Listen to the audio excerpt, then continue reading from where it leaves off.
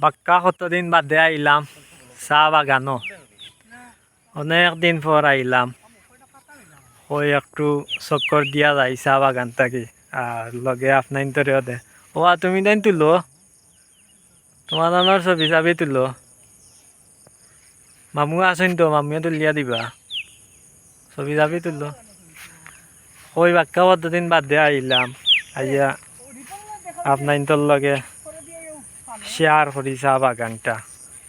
আইলাম চা বাগান, আপনারাও দেখবা।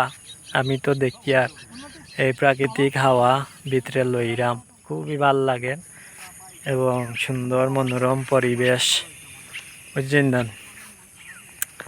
আইলাম চা বাগানের ভিতরে অনেক দিন পরে। আর আমার যখনই মন খারাপ থাকে, যখনই ভাল লাগে না, তখনই আমি চা বাগানের ভিতরে আওয়া যাওয়া করি। এমনকি চা বাগানের ভিতরে আই বিশেষ করি, এখানের যে একটা মনোরম যে পরিবেশ, এই পরিবেশটা গিয়া অনেক ভাল লাগে আর কি। মন খারাপ থাকলে মন ভালো হয়ে যায়, এর লাগি চা বাগান আই আমি বেশিরভাগ। আপনাদের কাছে কীরকম লাগে চা বাগান একটু কমেন্ট করে জানাইবা। ও দেখেন দুটি পাতার একটি কুড়ি, পুণ্যভূমি সিলের দ্বারে খোয়া হইল দুটি পাতার একটি কুড়ি। দেখলাম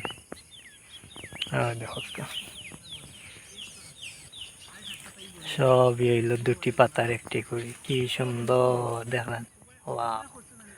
আপনাদের কাছে কিলা লাগে কমেন্ট করে জানাইবা। আমার কাছে তো সবচেয়ে ভাল লাগে এই চা বাগান। আমার কাছে প্রকৃতি সবচেয়ে ভাল লাগে। প্রকৃতি যেন আছে, আমি এখানেও আছি, এখানোর লাগি আমি জান দিতে প্রস্তুত প্রকৃতির লাগি। অদহটা চা গাছের বিচি দেখলাম, এই যে বিচিটা দেখলা, এই বিচিটা কি চেরা জন্ম হয়, মানে চারা জিওর একটা ফুটিব, বড় হইব, ফুটিব, ফুল ফুটব, ফুটা পরে শুকনাও হইব, শুকনাও আবার এটার ভিতরে একটা বিচি আছে, এই বিচি দিয়া চারা রোপণ করা হয়। দেখলাম ওয়াও, কিরকম লাগলো, কিলা লাগলো কমেন্ট করে জানাইবা। সব ভালো থাকবা, সুস্থ থাকবা, ধন্যবাদ।